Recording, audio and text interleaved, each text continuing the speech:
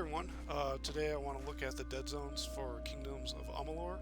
This is the Re-Reckoning edition, though I'm sure that these were exactly the same in the original release. I'm just testing them here. Jumping straight into it, the camera uses a 40% square dead zone, so you have to move the stick that far before you start seeing any movement occur. Being square, it also restricts diagonal movement around the axes, and quite a bit at this size. You have to move into the green regions before you start seeing diagonal movement occur. Of course, what's more important in these types of games is movement, and what's interesting about this is there's a kind of an inner dead zone where if you move past this boundary, you'll turn in that direction, but you won't start moving. And when you break out of this, you start moving.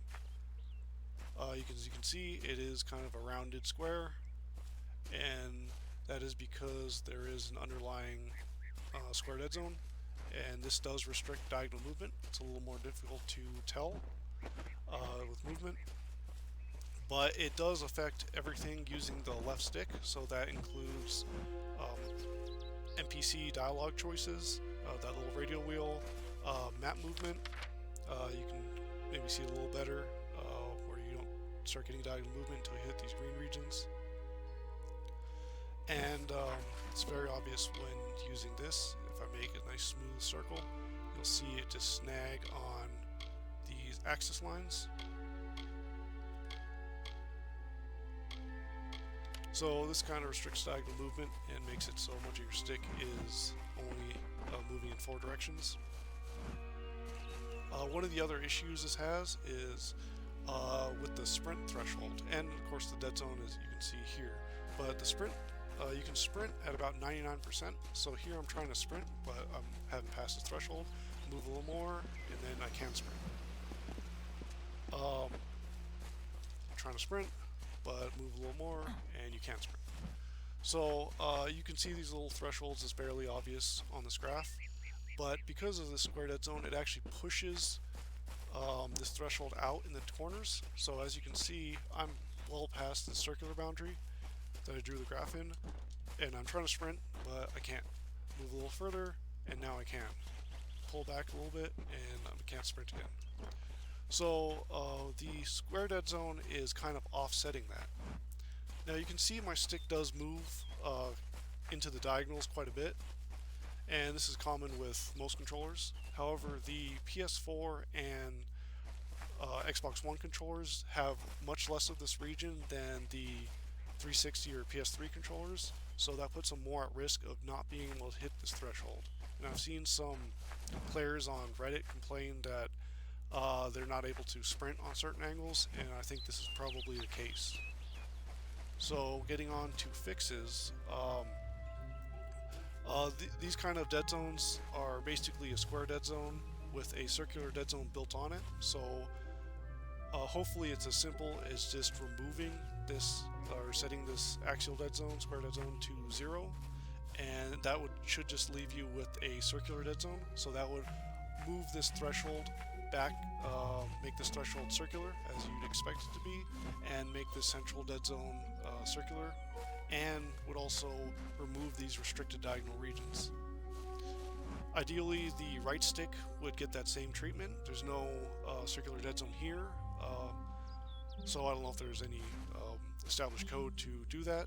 Maybe they would have to add that, but having a circular dead zone for the camera would be great as well.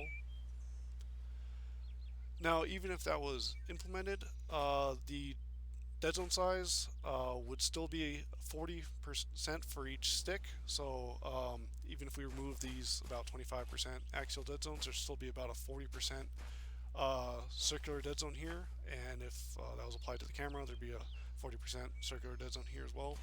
And that is quite large. And ideally, I think we could get dead zone options, but just reducing this to 20 to 25% alone would make the game feel quite a bit more responsive as far as camera movement, player movement, as well as map navigation, because you have to make some pretty significant stick movements to see anything happen. Lastly is the camera smoothing option. This is actually a new option in this thing, in this remaster. And for those unaware, camera smoothing is where your turn rate builds up over time. So if you move your stick fully, you would expect to get your maximum speed out, but smoothing makes it so it builds up over time. Normally this is kind of difficult to show, but this game uses so much of it that you can actually see when I push my stick fully, you can actually see it start out slow and build up to the speed it's going at. I had thought this option was going to allow us to control this and ideally remove this, but it doesn't seem to do anything. It might control something else that I'm oblivious to.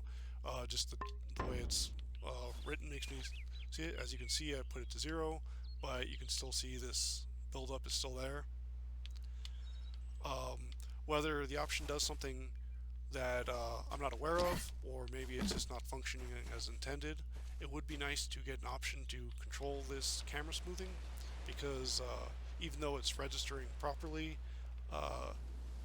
since it's building up, it feels kind of sluggish, and having it allowing us to, be able to move the camera more quickly would be a nice quality of life adjustment. Anyway, that about covers it.